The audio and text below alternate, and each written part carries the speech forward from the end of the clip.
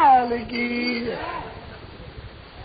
कृष्ण गोविंद हरे मुरारे, हे नाथ नारायण वासुदेव।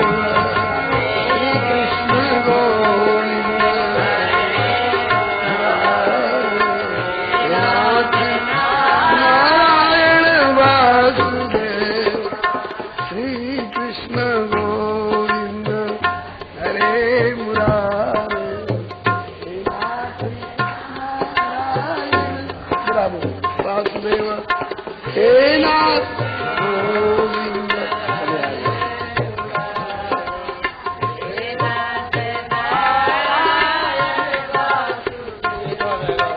श्री कृष्ण गोविंद हरे मुरारे, हे नाथ नारायण वासुदेव।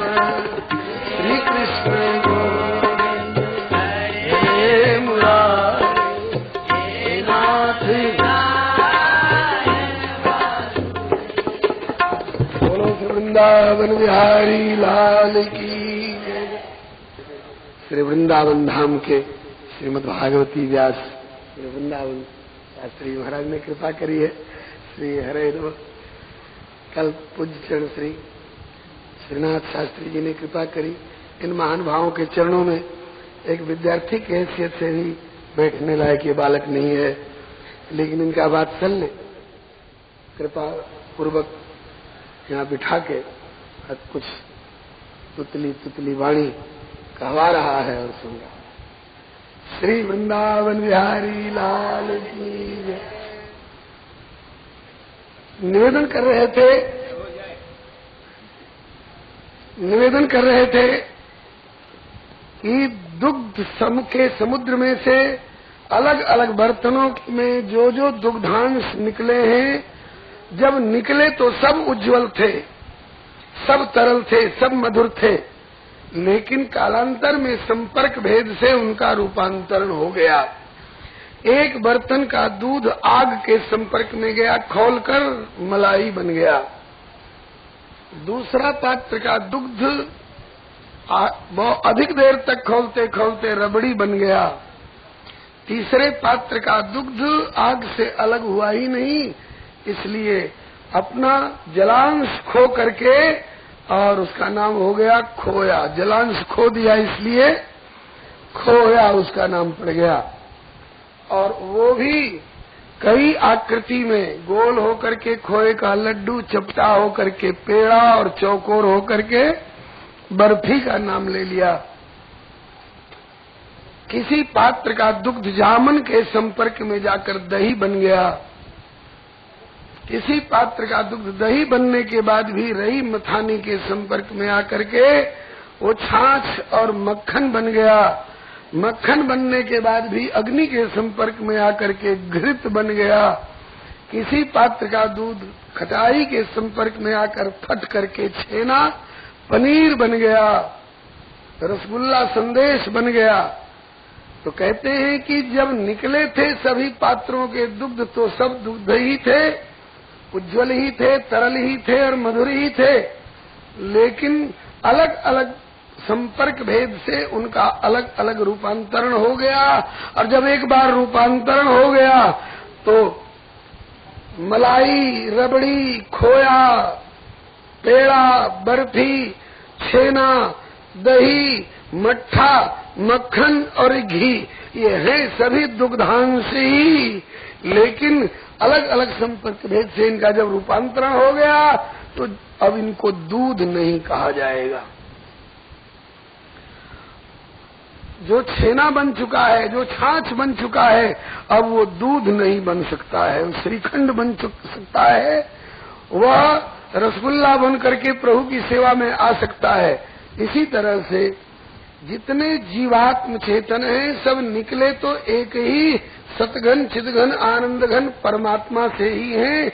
इस नाते सदघन का अंश सदंश होने पर भी, चिदघन का अंश चिदंश होने पर भी, आनंद घन का अंश आनंदांश होने पर भी प्रकृति के जो 3 गुण हैं, तमोगुण, रजोगुण, सत्वगुण, इनके अलग अलग संपर्क में आकर के इनका अलग अलग रूपांतरण हो गया। तमोगुण के संपर्क में आकर के जो जीव तमोगुणी आकृति प्रकृति वाले हो गए, तमोगुणी भाव वाले, तमोगुणी कर्म करके और फिर वो तमोगुणी योनियों में अटक रहे हैं, भटक रहे हैं। रजोगुण के संपर्क में आने वाले माध्यमिक स्थिति में रह करके सत्वगुण के संपर्क में आने वाले सप्तगुणी स्थिति में आकर के और मुक्ति इत्यादि की ओर जाया करते हैं। और जो गुणातीत हो जाते हैं वो हनुमान जी की तरह, ब्रज गोपिकाओं की तरह ये भगवान की सेवा में रह करके उनके पार्षद कहलाते हैं। तो त्रिगुणत्वात् कर्तु श्रद्धया कर्मगतया पृथक विधा सर्वा एव सर्वस्य तारतम्येन भवन्ति। जो एक बार फटकर छेना बन चुका है वो दूध नहीं बन सकता है। इसी तरह से इन प्रकृति के गुणों के संपर्क में आकर के जो जीवत्व को प्राप्त कर चुका है वह अब परमात्मा नहीं बन सकता है। निरंजनम परमम साम्यमुपैति सृष्ट्यादि व्यापार वर्ज्यम। वह भगवत पार्षद हो सकता है, लेकिन वह भगवान कैसे बनेगा? क्रोध की द्वैत बुद्धि बिनु, द्वैत की बिनु अज्ञान, माया अवश परिच्छिन्न जड़ जीव की इस समान। सप्तगुण वाले ऊपर जाते हैं, रजोगुण वाले माध्यमिक स्थिति में रहते हैं, तमोगुण वाले जो हैं ये नरकों में और नारकीय योनियों, यातनाओं में और नारकीय योनियों में जा करके और पढ़ते हैं।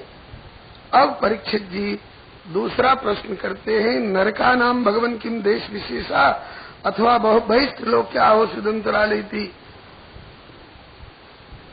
नरक नाम का कोई खास स्थान भी है अथवा इसी जगत में यहीं पर कुछ लोग कहते हैं कि अत्रैव नरक स्वर्ग इति माता संप्रत्यक्षते, और कोई कहते हैं कि स्वर्ग और नरक नाम का कोई विशिष्ट स्थान भी है। तो स्वर्ग का वर्णन तो आपने भूलोक, भुवरलोक, स्वर्गलोक, महरलोक, जनलोक इत्यादि ऊर्ध्वलोकों के वर्णन में सुनाया। नरक की स्थिति कहाँ है? कुछ लोग कहते हैं कि यही स्वर्ग नरक, यही स्वर्ग भी है, यही नरक भी है। कुछ लोग कहते हैं कि नहीं, स्वर्ग और नरक नाम का एक विशिष्ट स्थान भी है। दोनों में से कौन बात सही? बोले दोनों बात सही है। जैसे किसी से पूछा जाए कि अस्पताल मथुरा आगरा में है कि अस्पताल दिल्ली में है, बोले मथुरा आगरा में भी अस्पताल है, दिल्ली में भी अस्पताल है। अंतर ये है कि मथुरा आगरा वाला अस्पताल जो है ये छोटे स्तर का अस्पताल है और दिल्ली वाला अस्पताल जो है वो अखिल भारतीय स्तर का, अखिल भारतीय आयुर्विज्ञान संस्थान है। मतलब कि नरक भी एक प्रकार का अस्पताल है। यहाँ जो छोटे मोटे अथवा बड़े जो अस्पताल इस जगत में दिखाई पड़ते हैं, आगरा, मथुरा, दिल्ली, अलीगढ़ इत्यादि में, ये सब स्थूल शरीर में जो रोग आते हैं, फोड़ा, कफवात, पित्त और इनके संतुलन बिगड़ने से जो रोग आते हैं, इनका निराकरण तो इन एलोपैथ, होम्योपैथ और आयुर्वेदिक चिकित्सालयों में होता है। लेकिन हमारा जो सूक्ष्म शरीर है, मन, चित्त, बुद्धि, अहंकार का बना हुआ, जिस स्थूल शरीर के छूटने पर भी जीव के साथ लगा जाता है स्वर्ग नरक इत्यादि में, उसमें जो काम, क्रोध, मद, मोह, लोभ, ईर्ष्या, द्वेष, अहंकार, मत्सर इत्यादि जो घुसे हुए होते हैं और उनकी प्रतिक्रिया स्वरूप जो अनेक प्रकार के पाप और पापों के परिणाम रूप जो कष्ट आते हैं, उनका निराकरण करने के लिए नरक एक प्रकार का अस्पताल है। वहाँ ले जाया जाता है और यत्र दंडेन शुद्ध्यति, दंड के द्वारा उनका शोधन किया जाता है। जैसे अस्पताल में किसी को जहरीला फोड़ा हो गया है तो डॉक्टर कहते हैं जल्दी चीरा लगवा करके इसका मवाद निकलवा दो, नहीं तो जहर सारे शरीर में फैल जाएगा, इसको मार डालेगा। तो अस्पताल में जो फोड़े का ऑपरेशन होता है वो उसको कष्ट देने के लिए नहीं, उसके भीतर घुसा हुआ जो कष्ट दे रहा है उसका निराकरण करके उसको शुद्ध और स्वस्थ करने के लिए। इसी तरह से इस लोक में जो भी वासनात्मक पुण्य अथवा पाप करके प्राणी जाता है, उसके बदले में वहाँ पर उसका फल भुगतान कराया जाता है। पुण्य रहा तो स्वर्ग में, पाप रहा तो नरक में। खाता इनका यमराज जी के यहाँ मेंटेन होता है। बैंक में तो जो लेन देन रखते हैं मात्र उन्हीं का खाता रहता है। यमराज जी के यहाँ तो लेन देन करें अथवा न करें, उनके यहाँ सबका खाता बनता रहता है। किनका? जो भगवान से विमुख भक्ति ज्ञान मार्ग से अलग वासनात्मक पुण्य अथवा पाप करने वाले हैं, उनका। ज्ञान मार्ग वालों का और भक्ति मार्ग वालों का खाता यमराज के यहाँ नहीं, उनका तो भगवान सीधे सीधे हिसाब करते हैं। राम झरोखे बैठ के सब कर मुजरा लेत, जाकी जैसी चाकरी ताको तैसी देत। लेकिन जो साधारण वासनात्मक पुण्य और पाप करने वाले हैं, इनका खाता यमराज के यहाँ रहता है। जैसे यहाँ पर एक ही शहर के एक ही मोहल्ले में एक ही हाते में एक ही कमरे में दो कर्मचारी दो टेबल पर अलग अलग बैठ के काम कर रहे हैं। एक प्रांतीय कर्मचारी है और एक केंद्रीय कर्मचारी है, तो दोनों का अलग अलग हिसाब किताब। प्रांतीय वाले का प्रांतीय सरकार के उच्च पदाधिकारी और केंद्रीय कर्मचारी का केंद्रीय सरकार दिल्ली से है उनका लेन देन। इसी तरह से भक्ति और ज्ञान वालों का तो भगवान के द्वारा वो केंद्रीय सरकार है और प्रांतीय सरकार के उच्च पदाधिकारी यमराज जी हैं, ब्रह्मा जी हैं और देवराज इंद्र इत्यादि हैं। सब प्राणी अपने अपने विभिन्न इंद्रिय अवयवों से अनेक प्रकार के शुभ अशुभ कार्य करते रहते हैं और उनका खाता वहां बनता रहता है यमराज के यहाँ। वही पापियों के लिए भयंकर आकृति वाले यमराज हैं, वही पुण्यात्माओं के लिए सौम्य स्वरूप वाले धर्मराज हैं। यमराज और धर्मराज दो व्यक्ति नहीं है, एक ही व्यक्ति का नाम यमराज। वही पापियों के लिए भयंकर यमराज, वही पुण्यात्माओं के लिए सौम्य स्वरूप वाले धर्मराज और वही भक्तों के लिए 12 भागवताचार्य में से एक भागवताचार्य। कोई सोचे कि इतने इतने प्राणियों के इतने इतने हर क्षण के हर इंद्रियों के द्वारा किए जाने वाले अच्छे बुरे कर्मों की जानकारी उनको कैसे होती है, वहां लेखा होता रहता है। तो इसके उत्तर में गुरुदेव कहा करते, शास्त्र कहते हैं, हर प्राणी के हर इंद्री पर एक एक देवता अधिष्ठान बनाकर बैठे हुए हैं। मानस में संकेत है, इंद्रिय द्वार झरोखा नाना तह तह सुर बैठे करी थाना। हर प्राणी के नेत्र के भीतर सूर्य नारायण बैठे रहते हैं, नेत्र इंद्रियाधिष्ठात्री देव बन करके। हर प्राणी के मन पर चंद्रमा का निवास है, हर प्राणी के हाथ पर इंद्र का निवास है, हर प्राणी के चरण पर विष्णु भगवान का निवास है। कभी विचार किया है कि सबके चरणों में ही प्रणाम क्यों निवेदन किया जाता है? इसलिए कि चरणों के अधिष्ठाता देवता श्री विष्णु भगवान है और चरणों में प्रणाम करने से विष्णु भगवान को प्रणाम होगा और विष्णु भगवान को प्रणाम होने से विश्व के अणु परमाणु को प्रणाम हो जाएगा। एक कई साधे सब सधे। तो हमारी हर इंद्रियों पर एक एक देवता निवास करते हैं। हम जो कुछ करेंगे मन से अथवा इंद्रियों से करेंगे, तो जिस इंद्री के द्वारा जो अच्छा बुरा कर्म हो रहा है, हम समझते हैं कि हम 7वें अंडरग्राउंड तहखाने में छिप के मिलावट कर रहे हैं, गाय के घी में सुअर की चर्बी मिला रहे हैं। कोई नहीं देख रहा है और उस पर शुद्ध घी का लेबल चिपका करके बाहर भेज रहे हैं पैक करके। किसी ने नहीं देखा, अरे किसी आदमी ने नहीं देखा, लेकिन जिस हाथ से तुमने मिलावट की उस हाथ के देवता अधिष्ठाता इंद्र ने तो देखा। इंद्र आपके इस बुरे कर्म की सूचना वहां करेंगे। और जैसे एक समाचार पत्र रात भर में ही सारे देश विदेश के गांव-गांव का खबरात टेली प्रिंटर से छाप करके तैयार करके हाथों हाथ पहुंचा देता है, इससे भी तेज रफ्तार वाला automatic tele printer Yamraj ji के यहाँ चित्रगुप्त जी के द्वारा संचालित रहता है, खाता बनता रहता है। आज आपने खूब बारीक जालीदार झरोखे से छिप करके किसी की बहू बेटी पर बुरी निगाह डाली, आपने सोचा किसी ने नहीं देखा, लेकिन जिस आंख से आप देख रहे थे किसी की बहू बेटी को, उस आंख पर बैठा हुआ चक्षुरिंद्रियाधिष्ठात्री देव सूर्य ने देख लिया कि आज इसने किसी की बहू बेटी की ओर बुरी निगाह से देखा, सूर्य नारायण सूचना करेंगे, वहाँ पाप के खाते में दर्ज हो गया। आज अमुक संत का दर्शन किया अपने नेत्र से तो पुण्य के खाते में दर्ज हो गया। इसी तरह से हर इंद्रिय और इंद्रियाधिष्ठात्र देव और उनकी क्रिया और क्रियाओं के अंकन की बात समझ लें। आज इन्होंने अपने हाथों से किसी रोगी की सेवा करके उसकी आत्मा को सुख पहुंचाया तो पुण्य के खाते में दर्ज हो गया। हाथ के देवता अधिष्ठाता इंद्र ने वहां सूचना दी। आज इन्होंने किसी का गला घोंट के मार डाला, भले किसी आदमी ने नहीं देखा, लेकिन हस्त इंद्रियाधिष्ठात्र देव इंद्र ने देखा, सूचित कर दिया, खाता बन गया।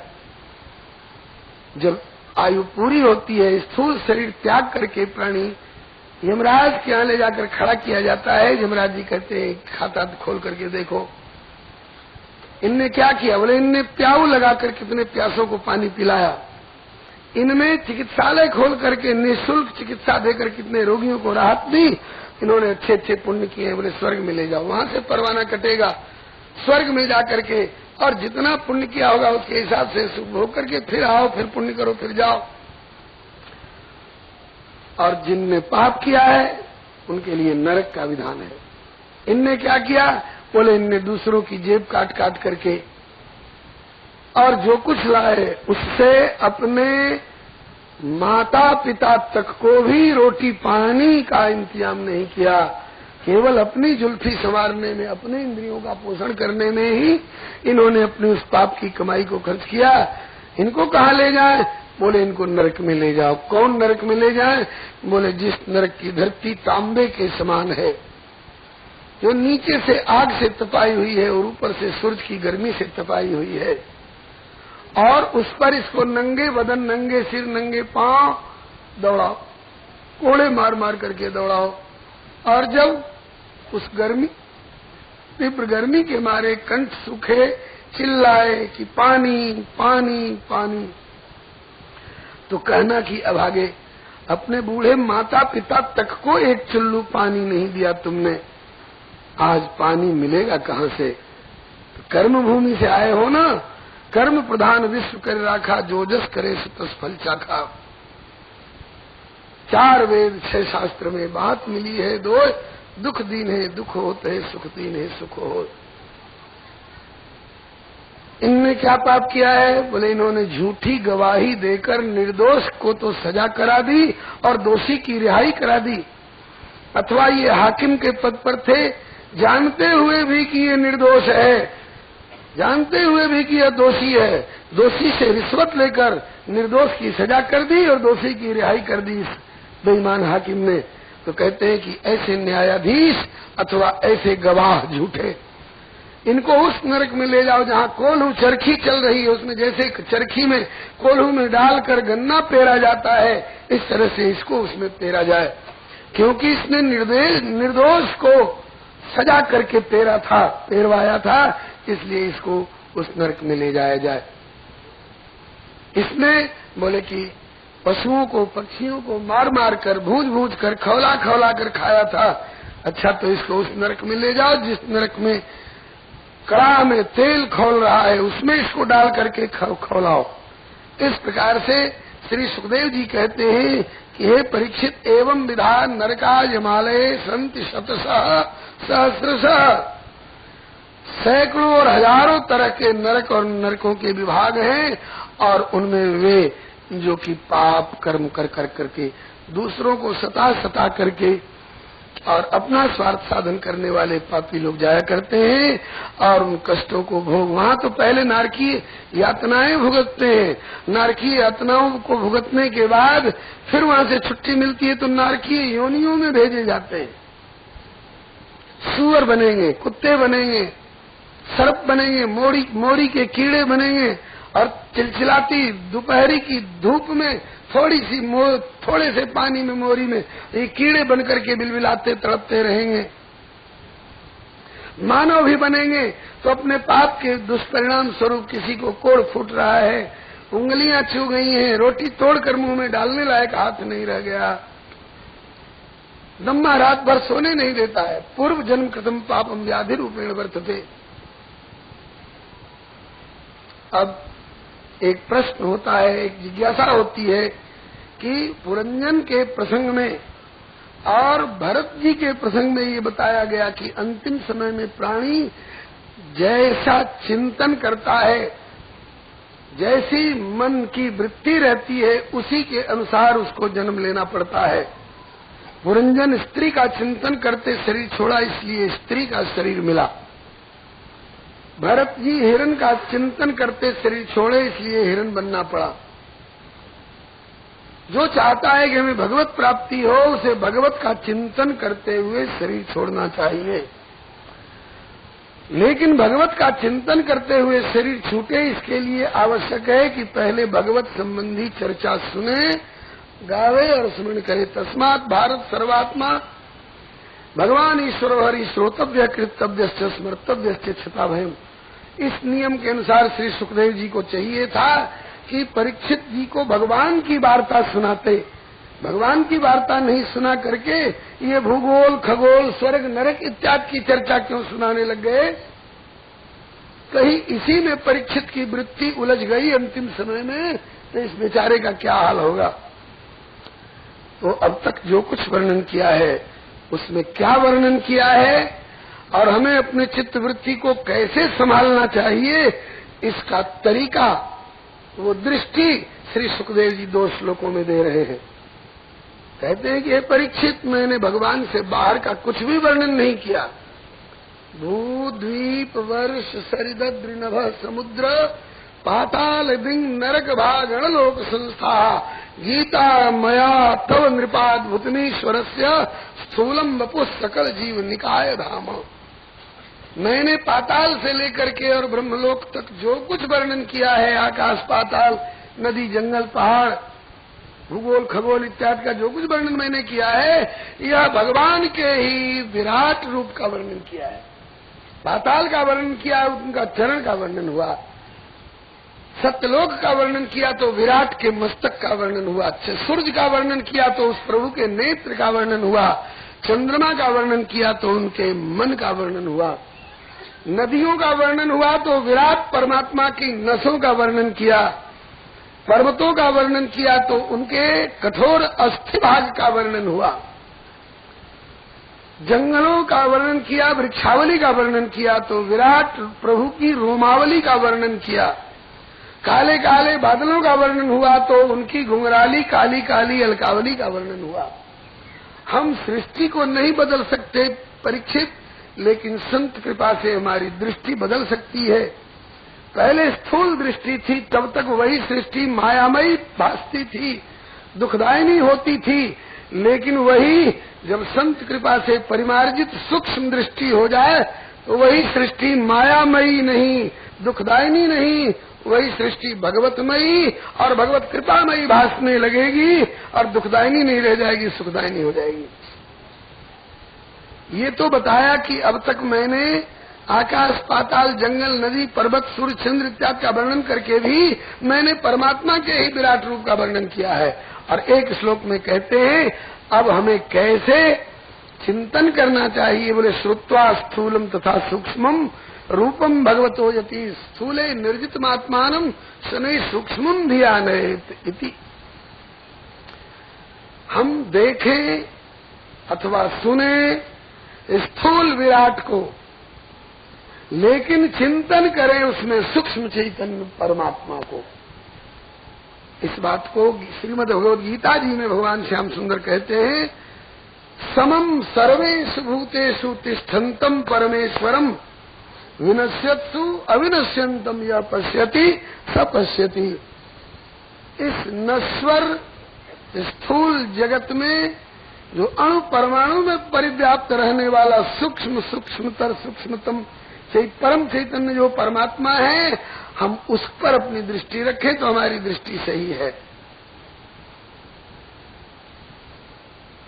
श्री हरे नमः। इसका प्रैक्टिकल, इसको व्यावहारिक रूप में हम कैसे अपने जीवन में उतारेंगे, इस पर 1-2 उदाहरण आपके सम्मुख आ रहे हैं, ध्यान से सुनिए।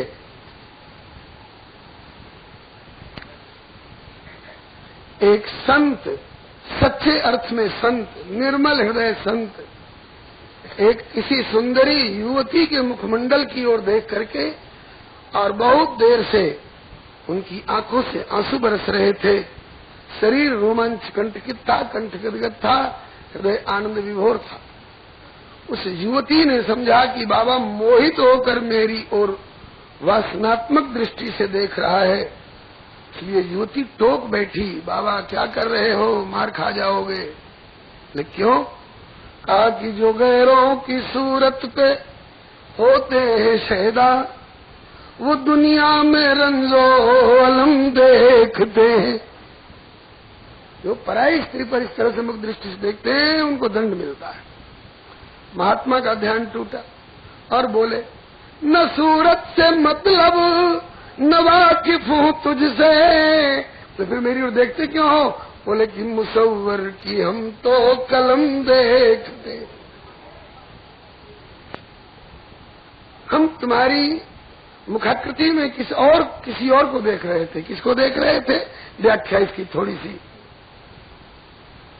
हमने कथा में, पुराणों में, आचार्यों से, संतों से, सदगुरुजनों से सुना है कि एक सुंदरता का सिंधु है, उस सुंदरता के समुद्र में से एक बिंदु निकाला गया और वो ब्रह्मा जी को दिया गया। ये आपकी सुंदरता की पूंजी है, इसमें से जिसको जैसे चाहिए आप सुंदरता बांटते रहिए। तो उस बिंदु से निकले हुए सीकर का कुछ विशेष अंश आपको मिल गया है, इसलिए आप ज्यादा सुंदर लगती हो अथवा कोई ज्यादा सुंदर लगता है। विचार आ रहा था कि सौंदर्य सिंधु निश्रित बिंदु के सीकर का अंश पाकर ये बहन इतनी सुंदरी लग रही हैं, तो सौंदर्य सिंधु हमारे राधा गोविंद प्रभु कैसे होंगे? तो दृष्टि हमारी आपके मुखमंडल पर थी, लेकिन मन हमारा हमारे सौंदर्य सिंधु राधा गोविंद पर था। यही दृष्टि देने के लिए श्री सुखदेव जी ये 2 श्लोक अंतिम कह रहे। ब्रह्ममयी मायामयी जुग विधि एक ही सृष्टि, किंतु ताको तैसी लखी परे जाकी जैसी दृष्टि।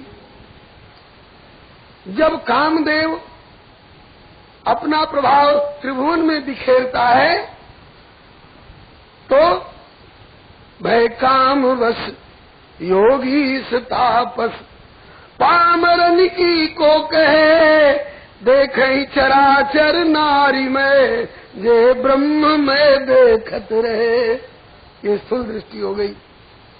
और जिनकी भगवान की भक्ति करते करते, प्रभु की चर्चा और चिंतन करते करते संत कृपा से परिमार्जित दृष्टि हो चुकी है, उनके लिए तो जित देखो तित श्याममयी, सिया राम में सब जग जानी, करऊं प्रणाम जोर जुग पानी।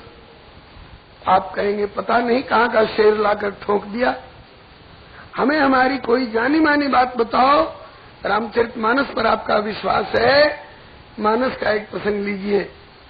लंका में पहुंच चुके हैं प्रभु, समुद्र पर पुल बनवा करके, सुबेल पर्वत पर डेरा पड़ चुका है। रात्रि में चंद्रमा का उदय हुआ, गोरे चंद्रमा की ओर देख करके प्रभु ने सारे परिकरों को इशारा किया। वह क्या है?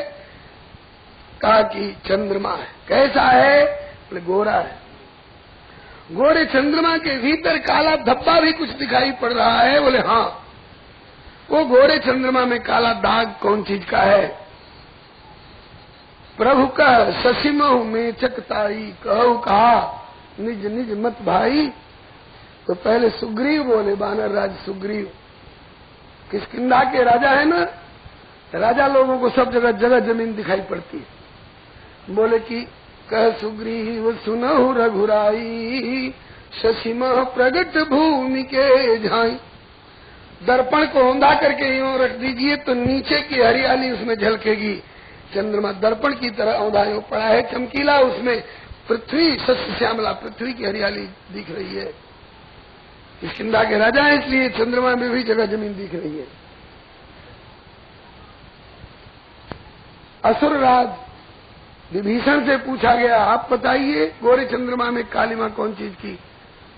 तो बोले कि मारे उराहु शशि कह कोई, उर्मह परी श्यामता सोई।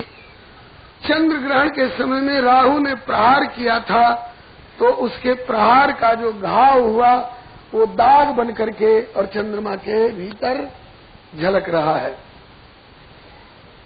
इसलिए कि विभीषण जी रावण का पाद प्रहार सह करके आए हैं ना, तो वहां भी घाव और दाग दिखाई पड़ रहा है।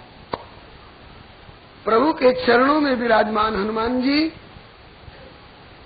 ये ध्यान में मस्त हैं। बाहर क्या हो रहा है पता नहीं, इनको हिलाकर जगाया गया। पवन कुमार आज्ञा प्रभु का एक प्रश्न उठाया गया है, गोरे चंद्रमा में काला धब्बा कौन चीज का झलक रहा है? हनुमान जी ने अपनी दृष्टि दी। यही दृष्टि सही दृष्टि है। यही दृष्टि देने के लिए श्रुत्वा स्थूलम तथा सूक्ष्मम रूपम भगवतो यति स्थूले निर्जितमात्मानम शनि सूक्ष्मम ध्यानयेत् इति, ये श्री सुखदेव जी कह रहे हैं। हनुमान जी की दृष्टि क्या है? न जगह जमीन दिख रही है, न घाव का दाग दिख रहा है, न जहर और जहर का दाग दिख रहा है। हनुमान जी को क्या दिख रहा है? कह हनुमंत सुनहु प्रभु शशि तुम्हार प्रिय दास, तव मूरति बिता अभास। हे प्रभु, जो आपके भक्त जन होते हैं वो आपकी सांवली सलोनी मूर्ति को अपने हृदय में बसा के रखते हैं। मुझको लगता है कि चंद्रमा भी आपका भक्त है। उस भक्त चंद्रमा ने भी आपकी सांवली सलोनी मूर्ति को अपने हृदय में बसा रखा है। तो मुझको तो गोरे चंद्रमा के भीतर हृदय में बैठे हुए सांवले सलोने आप ही दिखाई पड़ रहे हैं। ये है भक्त की दृष्टि। यही दृष्टि हमको प्राप्त हो, इसके लिए श्री सुखदेव जी महाराज कहते हैं, भूद्वीप वर्ष सरिद्रनभ समुद्र पाताल दिंग नरक भागण लोक संस्था गीता मया तो नृपाभूतमीश्वर से स्थूलम बपू सकल जीव निकाय धाम। और इसको व्यावहारिक रूप में हम कैसे लें, इसके लिए दूसरा श्लोक है, श्रुत्वा स्थूलम तथा सूक्ष्मम रूपम भगवतो यति स्थूले निर्जितमात्मानम शनि सूक्ष्मम ध्यानयेत्। एक और उदाहरण, और इसके बाद आगे बढ़ चलेंगे। जनकपुर का ब्याह मंडप है। जनकपुर का ब्याह मंडप है। पिता श्री जनक जी अपनी बेटी लाडली जानकी को अपनी गोद में बिठा करके, जंघा पर बिठा करके, और श्री राम जी के हाथ में इनका हाथ सौंप रहे हैं।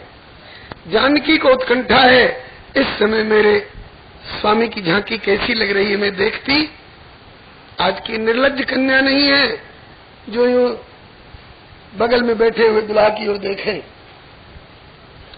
लगता था कि उनको देखे बिना सूख जाएंगी, लेकिन हरियाली आ गई। कैसे? प्रभु का मुखचंद्र दिखाई पड़ गया। प्रभु इधर है, दृष्टि इधर है, तो प्रभु कैसे दिख गए? बोले, निज पाणी मणि महु देखियत मूर्ति स्वरूप निधान की, चालती न भुज बल्ली विलोकन बिरह भय बस जान की। दुल्लह श्री रघुनाथ बने दुल्हन सी सुंदरी मंदिर माही, गावती गीत सबे मिल सुंदरी वेद ऋचा जुरी विप्र पढ़ाई। राम को रूप निहारती जानकी, अपने कंगन के नग की परछाई।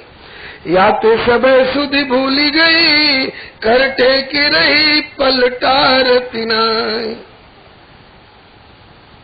जानकी अपने कलाई की ओर देख रही हैं। कलाई को देख रही हैं ना, कलाई में कंगन लगा है, कंगन को देख रही है। बोले कंगन को देख रही है? बोले कंगन को भी नहीं देख रही है। कंगन में जड़ा हुआ नग है, नग की ओर देख रही हैं। नग को देख रही हैं? बोले नग को भी नहीं देख रही हैं। देखने में ऐसा लगता है कि कलाई की ओर, कंगन की ओर, नग की ओर देख रही हैं, लेकिन वास्तव में उनसे पूछा जाए कि तुम किसकी ओर देख रही हो? बोले कि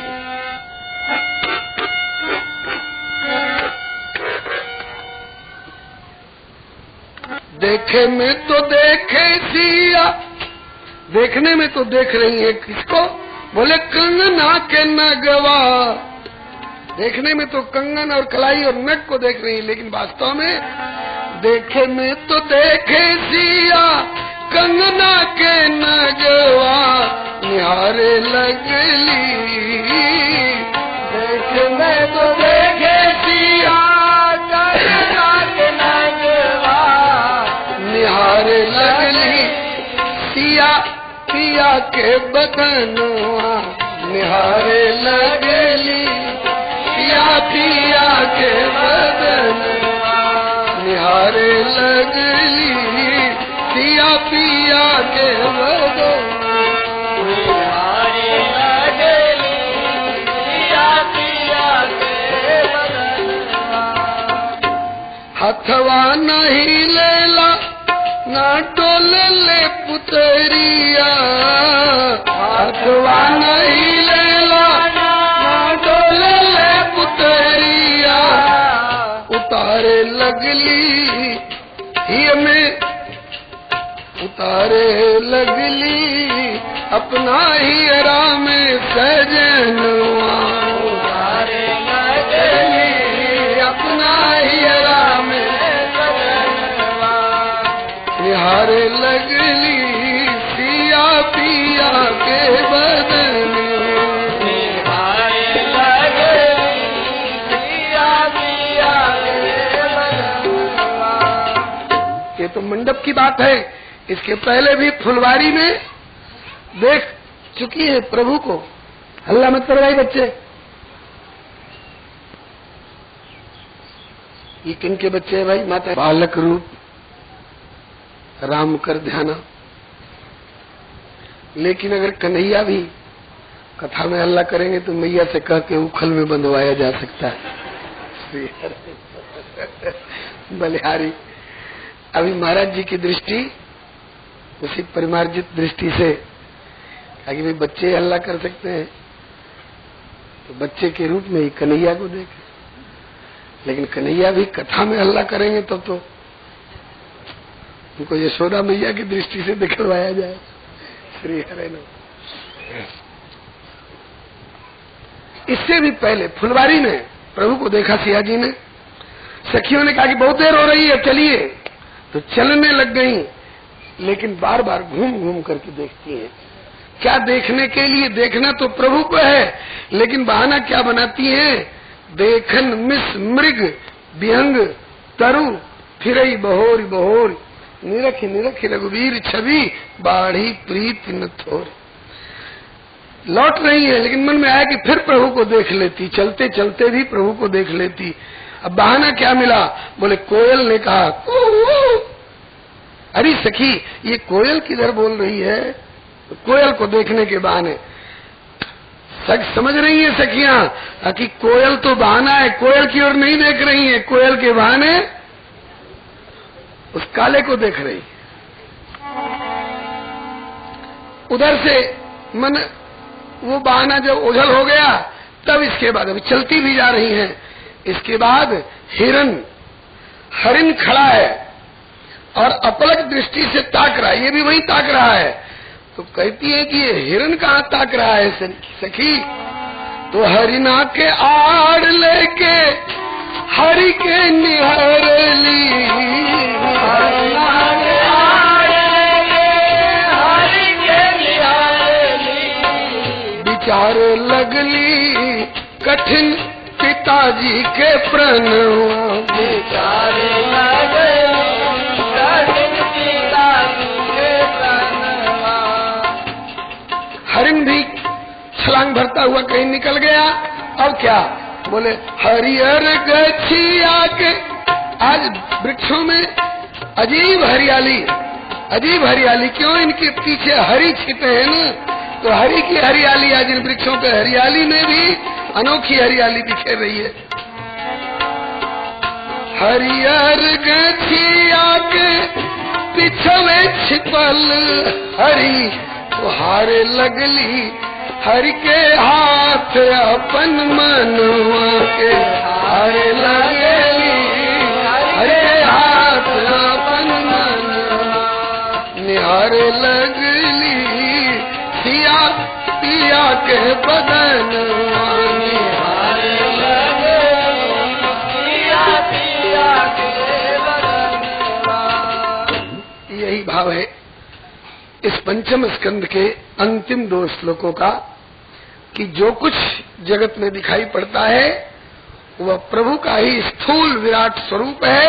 इसमें दृष्टि तुम्हारी जहां हो तो देखो अथवा सुनो स्थूल विराट को, लेकिन उसमें सोचो और चिंतन करो सूक्ष्म रमे हुए परम चैतन्य विराट को।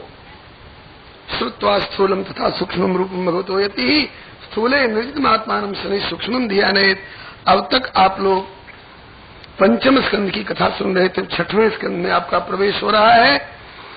श्री परीक्षित जी कहते हैं कि निवृत्ति मार्ग कथिता आदौ होता है था क्रम योगोपलब्धेन ब्रह्मणाय संस्कृति प्रवृत्ति लक्षण त्रैगुण्य विषयो मुने वसावलीन प्रकृति गुण सर्ग पुनः पुनः अधर्म लक्षण नरकाश्चानुवर्णिता। भगवान आपने प्रवृत्ति मार्ग निवृत्ति मार्ग और इनके सुपरिणाम दुष्परिणाम इत्यादि की ओर इशारा किया। अधर्म करने वालों को नरक में जाना पड़ता है इत्यादि सब वर्णन किया। अब एक जिज्ञासा ये हो रही है कि अधुनेह महाभाग यथैव नरकान्नरः नानोग्रयातनान्ययात् तन्मे व्याख्यातमर्हसि। जो समझ चुका है कि यह कर्म गलत कर्म है, पाप कर्म है, इसका परिणाम नरक है, नारकीय यातना है और नारकीय योनियों का कष्ट है, वह जानबूझ करके तो गलत कर्म नहीं करेगा। लेकिन मालूम नहीं था कि ये पाप कर्म है और अनजान में 2-4 कर्म ऐसे बन गए हों जीवन में जो है पाप कर्म, तो क्या जितना पाप कर्म बन चुका है उसके लिए नरक में जाना ही पड़ेगा अथवा बीच में संभल जाए? तो ऐसा भी कोई उपाय है जिससे कि नरकों में जाने से बच जाए? इस पर एक दृष्टांत देकर गुरुदेव समझाया करते थे। कहा कि जिसको पता चल गया कि सोने के थाल चांदी की कटोरियों में परोसा हुआ भोजन इसमें जहर मिला हुआ है, वो तो नहीं खाएगा। मरने के डर से वो नहीं खाएगा। मालूम हो गया कि जहर है तो नहीं खाएगा, मौत के घाट उतार देगा, इसलिए नहीं खाएगा। मालूम नहीं था, 2-4 कौर खा लिया, उसके बाद पता चला इसमें जहर मिला हुआ है, तो क्या 2-4 कौर जो खा चुका है उसके कारण उसको मरना ही पड़ेगा या अभी उस मृत्यु से बचने की गुंजाइश भी हो सकती है? बोले हो सकती है। कैसे? बोले पहला काम तो ये करे कि 4 कौर खा चुका है और तब पता चला कि इसमें जहर मिला हुआ है, तो 5वां कौर जो उठा चुका है खाने के लिए, अब वह कौर न ले, अब वह कौर मुंह में न डाले, न खाए, उसे फेंक दे।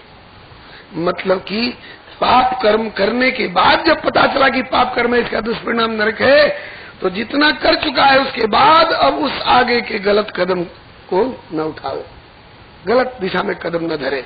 और जितना पाप कर चुका है, जितना जहरीला भोजन कर चुका है, उसके लिए ऐसी कोई खुराक ले कि वो उल्टी करके और उस 2-4 कौर जो भीतर जा चुका है उसके साथ जो विष जा चुका है वो भी बाहर हो जाए। तो जब बाहर उगल देगा तो अब उस जहर के प्रभाव से बच जाएगा।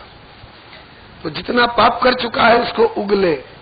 पुण्य करे सो ना कहे, पाप करे प्रकाश, क्योंकि कहबे ते दोनों घटे बरने गिरधर दास। उसके लिए पश्चाताप करे, हाय आज मेरे द्वारा ऐसी गलती क्यों हुई और अब से ऐसी गलती नहीं करूंगा, मैंने आगे वो कौर अब नहीं खाऊंगा, अब से ऐसी गलती नहीं करूंगा, इसका संकल्प करे। और जो कर चुका है उसके लिए दवा लेकर उल्टी कर दे, प्रायश्चित करे। उसका प्रायश्चित 3 प्रकार के बताए गए हैं। वेदों के 3 कांड हैं, कर्म कांड, ज्ञान कांड और उपासना कांड।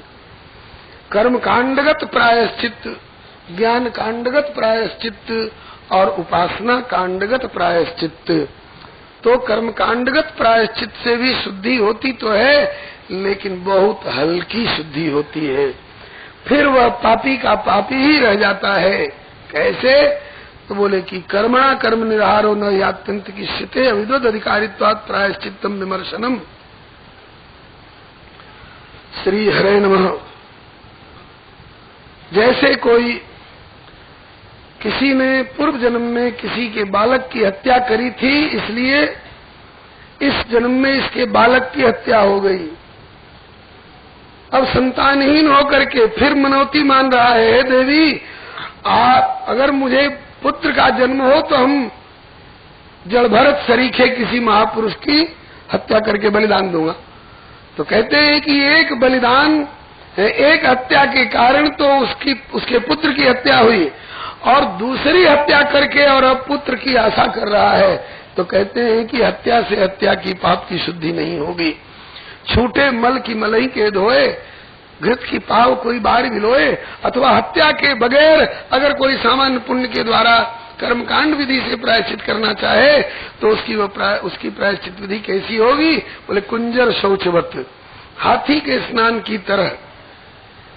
हाथी को एक तरफ से स्नान करा करके झक कर दिया जाता है, तब तक बाहर निकल करके दूसरी तरफ से सूंड में धूल बटोर करके अपने ऊपर झोंक करके फिर गंदा का गंदा ही रह जाता है। इसी तरह से कर्मकांडी क्वचित निवर्तते अभद्रात और क्वचित चरित पुनः, इसलिए यह हाथी के स्नान की तरह पुनः गंदा का गंदा रह जाता है। इससे ज्यादा जोरदार तगड़ा प्रायश्चित और शुद्धि है ज्ञान कांड वाली। तपसा ब्रह्मचर्येण श्रमेण च दमेन च त्यागेन सत्यशौचाभ्याम यमेन नियमेन च देवाग बुद्धिजम धीरा धर्मज्ञा श्रद्धान्विता क्षिपन्त्यघम महदपि वेणुगुलमिवानला। तपस्या के द्वारा, ब्रह्मचर्य के द्वारा श्रम दम त्याग सत्य शौच यम नियम इत्यादि जो ज्ञान के साधन है, इनमें अपने साधन का बल रहता है। तो इन साधनों के द्वारा लोग अपने पाप को धो करके और शुद्ध होने की कोशिश करते हैं। तो कर्मकांडगत प्रायश्चित से ज्यादा इसमें शुद्धि होती है, लेकिन यह भी आत्यंतिक शुद्धि नहीं देता है। ये शुद्धि कैसी होती है? बोले वेणु गुल्म विवानलह, जैसे बांस के झुरमुट पर अथवा इधर सरकंडा होते हैं, सरकंडा के झुरमुट को ऊपर से तो काट लेते हैं और उन पर आग धर देते हैं, तो ऊपर से तो जल के झुलस जाता है, लेकिन भीतर उसके अंकुर रह जाते हैं, 10 दिन में फिर पनप आते हैं। गन्ना के खेत में लोग गन्ना काट करके और सूखे पत्ते जो निकलते हैं उसके डाल करके उसमें आग लगा देते हैं, तो ऊपर से तो जल जाता है, लेकिन फिर 2-4 दिन के बाद उसमें से पुनः भीतर के अंकुर और प्रस्फुटित होकर निकल पड़ते हैं। इसी तरह से ज्ञान कांडी अपने इन साधनों के बल पर अपने को शुद्ध करना चाहता है, तो जिस समय साधन करता है उस समय तो उसकी वासनाएं जल सी जाती हैं, लेकिन और अंतराल में छिपी हुई वासनाएं आगे चलकर उभर जाती हैं, इसलिए वह फिर उसके बंधन में ही रह जाता है, उसकी वह आत्यंतिक शुद्धि नहीं होती है। और तीसरे प्रकार की शुद्धि उपासना के द्वारा, भगवत शरणागति और भगवत भक्ति के द्वारा जो शुद्धि होती है, इसको सबसे जोरदार शुद्धि बताई है। केचित् केवलया भक्त्या वासुदेव परायणाः अघम धुन्वन्ति कार्त्स्नेन निहारमिव भास्कर। केचित् केवलया भक्त्या, इसमें केचित् शब्द देते हैं, कोई, अधिकतर लोगों की प्रवृत्ति इसमें होती नहीं है। कहू वृष्टि शारदी थोरी, कोऊ एक पाव भक्ति मोरी। असंख्य प्राणियों में कोऊ एक होए धर्म व्रतधारी, धर्मशील कोटि में कोई विषय विमुख विरागरत हो। इस प्रकार से बहुत दूर पर जाकर के भक्तों की संख्या मिलती है। तो कोई केवल भक्ति के द्वारा वासुदेव परायण होकर के और अपने पापों का आत्यंतिक निवृत्ति कर लेते हैं, आत्यंतिक शुद्धि प्राप्त कर लेते हैं। इनकी शुद्धि कैसी होती है? न कुंजर शौचवत न वेणुगुल्म मिवानलह, बल्कि इनकी शुद्धि होती है निहार मिव भास्कर। जैसे सूर्य नारायण के उदय होने पर भले भादों की अमावस्या की घन घमंड से घिरी हुई अंधियारी रही हो, लेकिन सूर्य के उदय होने पर रात्रि का अंधकार भी दूर हो जाता है। भले पूस माह का तुषार पड़ रहा हो, कोहरा पड़ रहा हो, कुछ देर के बाद कोहरा भी समाप्त हो जाता है और सबको भेदन करके श्री सूर्य नारायण निकल आते हैं। तो सूर्य नारायण के निकलने के बाद फिर अंधकार बिल्कुल रह नहीं जाता है। इस प्रकार से भक्ति के द्वारा जो शुद्धि होती है वो सबसे जोरदार तगड़ी शुद्धि होती है। कोई सोचे कि इससे भी और कोई ज्यादा तगड़ी शुद्धि होती होगी, बोले न तथा ये भगवान राजन पूये तप आदि भी यथा कृष्णार्पित प्राण तत्पुरुष निसेवया। भक्ति के द्वारा भगवत चरणाश्रित संत सदगुरुजनों के माध्यम से भगवत चरणाश्रय लेकर के भगवत परायण होकर के जो भगवान की भक्ति की जाती है, इससे जितनी तगड़ी शुद्धि होती है, ऐसी शुद्धि और किसी उपाय से संभव नहीं है। और उसके बाद ऐसी शुद्धि उसमें होती है कि उसके आगे अशुद्धि का कोई प्रश्न ही नहीं, जो फिर और तगड़ी शुद्धि की खोज की जाए, परम पवित्र हो जाता है। अरे अपने पवित्र होता है सो होता है महाराज, ऐसा भक्त तो मद भक्ति युक्तो भुवनम पुनाति, तो औरों को भी पवित्र करने वाला हो जाता है महाराज। इस तरह से भगवान नाम ग्रहण इत्यादि वाली जो भक्ति है, इस भक्ति से किसी की अत्यंतिक शुद्धि हुई है, तो इस पर उदाहरण प्रस्तुत करते हैं। कान्य कुब्जे द्विज कश्चिदासी पतिरजामिल नामना न सदाचारो दास्या संसर्ग दूषित। कान्य कुब्ज नगरी में, उत्तर प्रदेश का एक बहुत प्रख्यात नगर है, जिसको आज पहले कान्य कुब्ज कहा जाता था, अब कन्नौज बोलते हैं, जहाँ का इत्र बड़ा प्रख्यात है। उसी कान्य कुब्ज कन्नौज नगरी का रहने वाला एक ब्राह्मण का बच्चा, बड़ा विद्वान, बड़ा शील शिष्टाचार से युक्त सदाचारी, सब गुणों का वर्णन है, लेकिन भगवत शरणागत था ऐसा वर्णन नहीं है। भगवत शरणागति से रहित होकर के और ये अनेक अनेक प्रकार के अपने लौकिक गृहस्थाश्रम के कर्तव्यों का पालन किया करता था। एक बार कुसंग में पड़ करके पतित हो गया। एक बार कुसंग में पड़ करके पतित हो गया। कैसे? जंगल में कुशा समिधा फल फूल इत्यादि लेने के लिए गया था। वहीं पर एक चांडाल को देखा जो कि मदिरा पान करके उन्मत्त हो रहा है, और एक वेश्या को भी मदिरा पिलाकर उन्मत्त कर दिया है, और दोनों अपने अपने वस्त्र फेंक दिए हैं और एकदम बेपर्द होकर के जानवरों की तरह जंगल में रमण कर रहे हैं, पशुओं की तरह। बस इसी दृश्य को देख करके वो विद्वान ब्राह्मण सदाचारी बालक अजामिल, जिसका नाम था, वो पतित हो गया। इसका मन बेहाथ हो गया और उसी वेश्या के साथ में ये लिप्त हो गया। श्री प्रियादास जी ने इस प्रसंग का भाव भक्तमाल की टीका में कवित छंद में वर्णन किया है। धरो पितु मातु नाम अजामिल साचो भयो। माता पिता ने नाम रखा अजामिल, तो अजामिल नाम उसका सत्य हो गया। कैसे? बोले अजामिल रहो छोड़ी तिया शुभ जात की।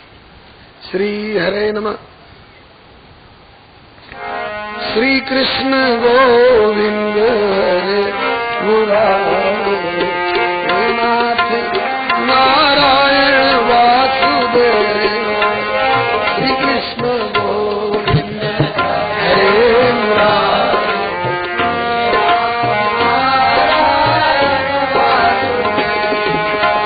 श्री कृष्ण गोविंद हरे नाथ नारायण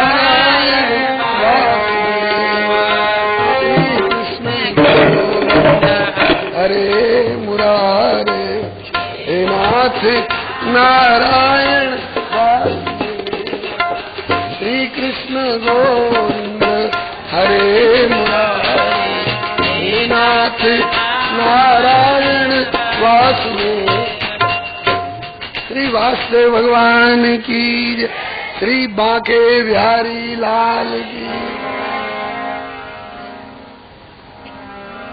श्री हरमिलापी जी बहुत जगह ऐसे ऐसे क्षेत्रों में जहाँ लोग मंदिर और ठाकुर को जानते नहीं, ऐसे ऐसे क्षेत्रों में ठाकुर की प्रतिष्ठा करा करके कितने हृदयों में प्रभु की प्रतिष्ठा कराने वाले श्री हरमिलापी जी महाराज। यहाँ भी श्री अनंत बांके बिहारी जी का मंदिर इधर कॉलोनी में विराजमान है। बोलिए भद्रवत्सल भगवान की जय।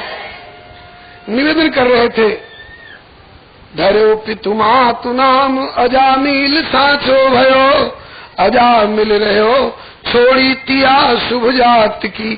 कियो मदपान सो सयान गई दूर डारो। गारो तनवाही सो जो कीन्हो लेके पात की। श्री कृष्ण गोविंद हरे मुरारे, हे नाथ नारायण वासुदेव।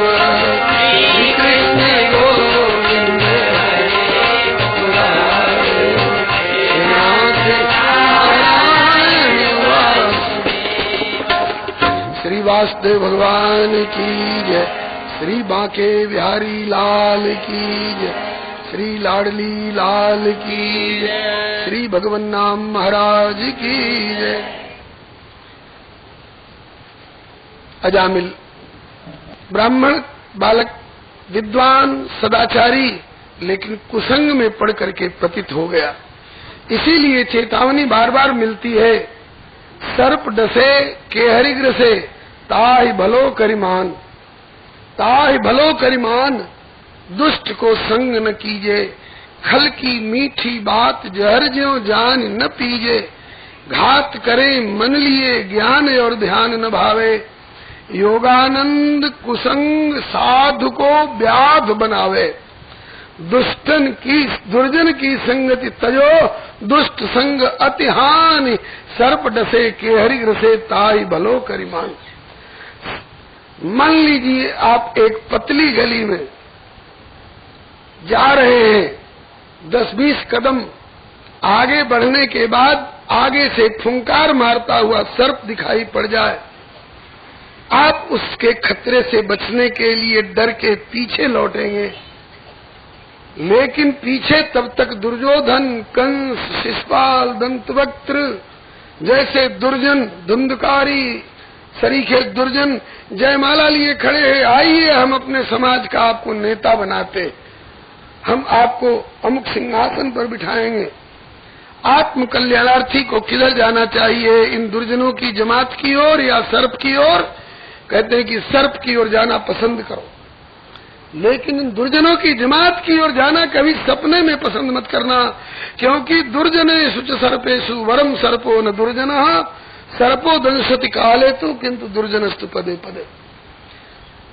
हित की दृष्टि से सर्प ज्यादा अच्छा माना जाएगा, दुर्जन अच्छा नहीं माना जाएगा, क्योंकि सर्प तो काल नहीं आया है आपका तो आपकी छाती से गुजर जाएगा लेकिन डसेगा नहीं, और सर्प तो काल आने पर डसता है, लेकिन दुर्जन पग पग पर डसते हैं और अपने दुर्विचार का विष उड़ेलते हैं। सर्प के डसने पर एक बार मौत होगी, दुर्जन एक बार डस दे तो 84 लाख बेर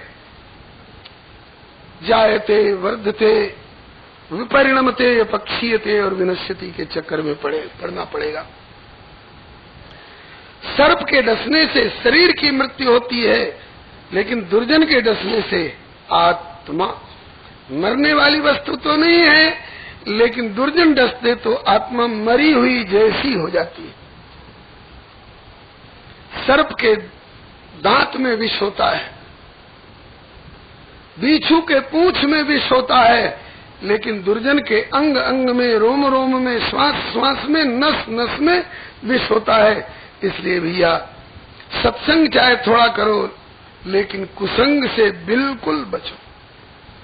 वो बेचारा सदाचारी विद्वान ब्राह्मण बालक अजामिल कुसंग में पड़ करके और वेश्यागामी, शराबी, कबाबी, शिकारी, लंपट हो गया। छोड़ी तिया शुभ जात की, अपनी सुंदरी सुकुलोद्भवा सर्व सद्गुण संपन्ना सती साध्वी पतिव्रता पत्नी और अपने माता पिता को ठोकर मारकर निकाल दिया और उसी वेश्या के साथ में रहने लगा, जिससे 10 पुत्र हुए। 9 तो बाहर खेल रहे थे, एक अभी अपनी माँ के पेट में था। उसी समय पूर्व का कोई पुण्य आ गया इसको अपना फल देने के लिए। पुण्य पुंज बिन मिले न संता, एक संत आ गए, बस्ती में आए। बस्ती वालों से पूछा कि भाई मुझे अयोध्या जाना है। इस कन्नौज नगरी तक पहुंचते पहुंचते शाम हो गई, चलते चलते थक भी गया हूँ, रात भर के लिए कहीं आश्रय चाहिए, यहाँ कोई मठ मंदिर हो वहाँ आज रात भर विश्राम कर लूं। मठ मंदिर न हो, किसी भगत का मकान बता दो जहाँ जाकर के बरामदे में रात भर गुजारा कर सकूं। बस्ती के कुछ दुष्टों ने सज्जनों से पूछा होता तो उन्होंने कोई और जगह बढ़िया बताई होती। जिससे पूछा वो लोग दुष्ट थे। दुष्टों ने कह दिया अजामिल भगत का घर पूछते चले जाओ बाबा। जो अजामिल घोर पतित हो चुका था, अजामिल भगत कह करके बता दिया। महात्मा भोले भाले पूछते जा रहे हैं भैया अजामिल भगत का घर किधर है। लोग मुंह छिपाकर वस्त्र में हंस देते हैं। किसने बता दिया? किसी ने छेड़ा है। देखो क्या गुल खिलता है, बाबा यूं चले जाना, बाबा यूं चले जाना, बाबा यूं चले जाना। बाबा पहुंचे पूछते पूछते, किवाड़ खटखटाया, ओ अजामिल भगत, ओ अजामिल भगत। अजामिल भगत उस समय घर पर नहीं थे, एकादशी शराब की दुकान पर मदिरा पीने के लिए गए थे। भक्तानी निकली, वही वेश्या निकली जी। और लिखा है कि करी परिहास काहू दुष्ट ने पठाए साधु, आए घर देखी बुद्धि आई गई सात्तु की। शरद ऋतु में कुआर के महीने में सूरज की बड़ी तीखी धूप होती है। उस तीखी धूप की गर्मी से बेचैन प्राणी शांति पाता है कब जो रात्रि में पूर्ण चंद्र का उदय होता है। तो शरदा तप निशि अपहरई, कैसे बोले संत दरस जिमि पातक टरई। आज एक निर्मल संत को अपने दरवाजे पर खड़ा देखा। उस वेश्या की सात्विकी बुद्धि जागृत हुई, तमोगुण धुल गया। पातक हरई, पातक टरई, पातक टर गया। सात्विकी बुद्धि उसकी जागृत हुई। रो पड़ी, हाय जीवन भर पाप प्रपंच किए हैं, कुकर्म में बीता जीवन, आज मेरे किस पुरातन पुण्य का उदय हुआ है जो मेरे दरवाजे पर संत पधारे। ऐसे निर्मल संत पूछ रहे हैं अजामिल भगत कहाँ है। किसी ने धोखा दिया है, जिसने धोखा दिया है वो इसका फल भुगतेगा।